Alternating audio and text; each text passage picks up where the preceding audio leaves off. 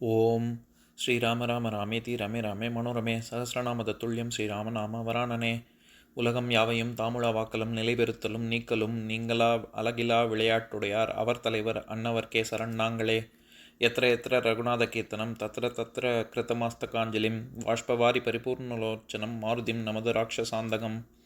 அஞ்சிலே ஒன்று பெற்றான் அஞ்சிலே ஒன்றை தாவி அஞ்சிலே ஒன்று ஆறாக ஆரியர்க்காக ஏகி அஞ்சிலே ஒன்று பெற்ற அணங்கை கண்டு அயலாரூரில் அஞ்சிலே ஒன்றை வைத்தான் அவன் எம்மை அழித்துக் காப்பான். இன்னைக்கு நம்ம கம்பராமாயணத்துல பாலகாண்டத்துல குலமுறை கிளைத்து படலத்துல 10வது பாடல் பார்க்க போறோம். கயற்கடல் சூழ் உலகெல்லாம் கைநெல்லி கனியாக்கி இயற்கை நெறிமுறையாலே இந்திரர்க்கும் இடறியேற்றி முயற்கரையில் மதிக்குடையாய் இவர் குலத்தோன் முன்னொருவன் செயற்கரிய பெருவேள்வி 100 செய்தமைத்தான். இதுதான் பாட்டு. இப்ப நம்ம பதம் பிரிச்சு பொருள் பார்க்கலாம்.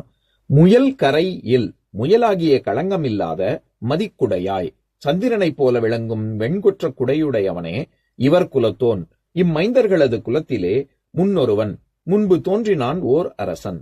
கயல் கடல் சூழ் உலகெல்லாம் மீன்கள் வாழும் கடலால் சூழப்பட்டுள்ள நிலவுலகம் முழுவதையும் கை நெல்லிக் கனியாக்கி உள்ளங்கையில் உள்ள நெல்லிக்கனி போல எளிதாக தன் ஆட்சிக்கு கொண்டு வந்து இந்திரர்க்கும் தேவேந்திரனுக்கும் இடர் இயற்றி பதவி இழத்தலாகிய துன்பத்தை உண்டாக்கி செயற்கு அறிய பிறரால் செய்வதற்கு அருமையான பெருவேள்வி 100 ஒப்பற்ற பெரிய 100 அஸ்வமேத யாகங்களையும் இயற்கை நெறிமுறையால் வேதங்களின் விதிமுறைமை வழுவாமல் செய்து அமைத்தான், செய்து முடித்தான்.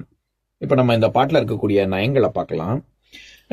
இந்த பாட்டுல சொல்லக்கூடிய மன்னன் வந்து சுதாச்சன் அப்படிங்கிற ஒரு அரசனை பத்தி, அதாவது நம்ம சென்ற பாடல்ல பகீரதனை பத்தி பார்த்தோம்ல. பகீரதனின் பிள்ளை சிந்து துவீபன், அவனுடைய பிள்ளை ரித்துபர்ணன், அவனுடைய பிள்ளை சர்வகாமன், அவனுடைய பிள்ளை சுதாச்சன். அந்த சுதாச்சனை பத்தி தான் இந்த பாட்டுல சொல்றாரு. என்ன 100 அதாவது செயற்கரிய பெருவேள்வி 100 செய்து அமைத்தான் அப்படின்னு. ஒரு அஸ்வமேத யாகம் பண்றதே பெரிய விஷயம். 100 அஸ்வமேத யாகம் இந்த சுதாச்சன் அப்படிங்கிற அரசன் செய்து முடித்தான் அப்படின்னு சொல்றாரு. 100 அஸ்வமேத யாகம் செஞ்சா இந்திர பதவி கிடைக்கும். அதனாலதான் இங்க வந்து இந்திரருக்கும் இடர் இயற்றி தேவேந்திரனுக்கே துன்பத்தை விளைவிக்கக்கூடிய, அதாவது அந்த பதவிக்கே இவன் போட்டி போட்டு அவனுக்கு இருக்கக்கூடிய இந்திரன். அப்ப யாரு இந்திரன்? இந்திரன்ங்கிறது ஒரு ஆள் கிடையாது, அது வந்து ஒரு பதவி, ஒரு முதலமைச்சர், பிரதம மந்திரி அப்படிங்கிற மாதிரி இந்திரன். அதனாலதான் இந்திரர் முதலிய இறையவர் பதங்களும் அப்படின்னு பரிமேலழகர் உரைப்பாயிரத்துல ஆரம்பிச்சிருப்பாரு. இந்திரன்கிறது பதவி. அந்த பதவிக்கு யாரு அப்போதைக்கு இந்திரனாக இருக்கானோ அவனுக்கு இடறியற்றி துன்பம் விளைவிக்கும் விதத்துல இவர் போட்டி போட்டு 100 யாகம் செய்தார் சுதாச்சன் அப்படின்னு சொல்ல வர்றாரு. இதுல நான் எப்போ போன பாட்டுல சொல்ற மாதிரிதான் ஜனக மன்னனுக்கு இங்க என்ன மாதிரியாக ஒரு அடை கொடுக்கிறாரு. முயல் கரையில் மதிக்குடையாய் அப்படின்னு. எப்பேற்பட்ட வெண்கொற்ற குடை கொண்டவன் நீ ஜனக மன்னனே அப்படின்னா, முயலாகிய களங்கமில்லாத சந்திரனை போன்று விளங்கக்கூடிய வெண்கொற்ற குடை உடையவனே அப்படின்னு சொல்றாரு. பொதுவாகவே முயலாகவோ மானாகவோ அல்லது பூவின் சாயலை கொண்டுள்ளதாகவோ இல்லாட்டி மறுவாகவோ சொல்வது, அது நிலவை வந்து சொல்வது, அந்த நிலவின் களங்கத்தை விவரிப்பது கவி மரபு. அந்த மரபின்படி இங்க என்ன சொல்றாரு? முயல் கரையில் அப்படின்னு. முயல் ஆகிய களங்கம் இல்லாத, அதாவது சந்திரனுக்கு வந்து களங்கம் இருக்கும், ஆனா உன்னுடைய வெண்குற்ற குடை எப்படி இருக்கு அப்படின்னா களங்கமே இல்லாத சந்திரன் போன்று இருக்கு அப்படின்னு சொல்றாரு. இந்த சுதாச்ச மன்னன் எப்பேற்பட்ட ஆட்சி செய்து வந்தான் அப்படின்னா, கயல் கடல் சூழ் உலகெல்லாம் கைநெல்லி கனியாக்கி அப்படின்னு சொல்றாரு. அதாவது கயல்னா கயல் மீன்கள் வாழக்கூடிய கடலால் பட்டுள்ள இந்த நிலவுலகத்தை எல்லாம் எப்படி ஆட்சி செய்யறான் அப்படின்னா கைநெல்லிக்கனி, உள்ளங்கை நெல்லிக்கனி போல அப்படின்னு நம்ம உவமை சொல்லுவோம்ல. அதாவது நான் பல பாடல்களுக்கு முன்னாடி, சரியா சொல்லணும்னா கம்பராமாயணத்துல திருஅவதார படலத்துல 118வது பாடல், அதாவது கம்பராமாயணத்துல 297வது பாடல், அதை படிக்கிறேன் கேளுங்க. கரதலம் உற்று ஒளிர் நெல்லிக்கடுப்ப விரத மறைப்பொருள் மெய்நெறி கண்ட வரதன் உதித்திடு மற்றைய ஒளியை பரதன் என பெயர் பண்ணினன் என்றே அப்படின்னு பரதனுடைய பிறப்பை பத்தி வரக்கூடிய பாடல்.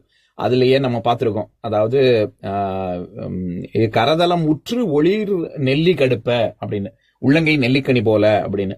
நான் அந்த பாடல் சொல்லும் பொழுதுமே சொல்லியிருப்பேன். அதாவது ஏன் உள்ளங்கை நெல்லிக்கனின்னு சொல்றாங்க, ஏன் உள்ளங்கை மாங்கனின்னு சொல்லக்கூடாது, உள்ளங்கை வேற ஏதாவது ஒரு கனியை சொல்லலாம்ல, ஆனா நெல்லிக்கனின்னு ஏன் சொல்றாங்க அப்படின்னா, அது உள்ளொன்று வைத்து புறம் ஒன்று இருக்காது. வெளியில ஒரு 6 கோடுகள் கீறுகள் இருக்கும். அதே 6 கீறுகள் அது நம்ம கூறு போட்டு பார்த்தோம்னாலும் உள்ளேயும் அதே 6 கீறு அப்படியே இருக்கும்.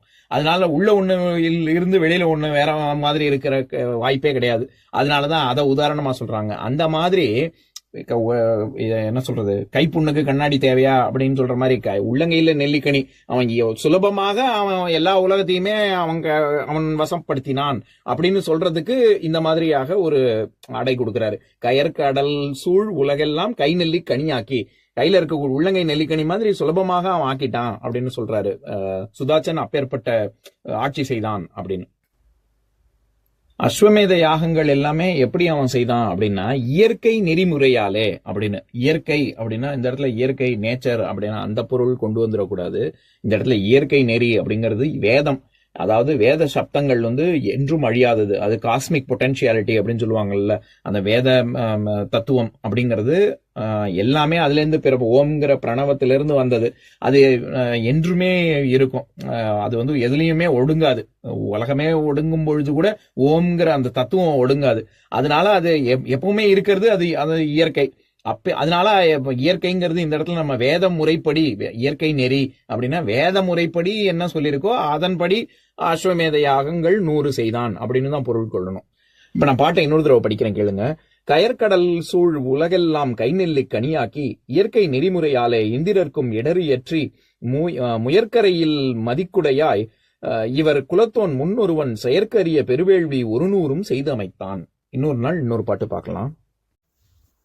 ஓம் சாந்தாகாரம் புஜகசயனம் பத்மநாபம் சுரேஷம் விஸ்வாதாரம் ககனசத்ரசம் மேகவர்ணம் சுபாங்கம் லக்ஷ்மீகாந்தம் கமலநயனம் யோகி ஹிருத்யானகம்யம் வந்தே விஷ்ணும் பவபயஹரம் சர்வலோகைகநாதம்.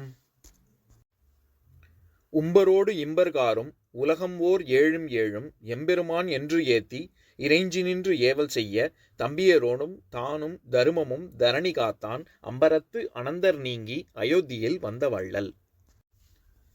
ஓம் பூர்ணமதః பூர்ணமிதம் பூர்ணாத் பூர்ணமுதஸ்யதே பூர்ணஸ்ய பூர்ணமாதாய பூர்ணமேவாவசிஷ்யதே. ஓம் சாந்தி சாந்தி சாந்திः.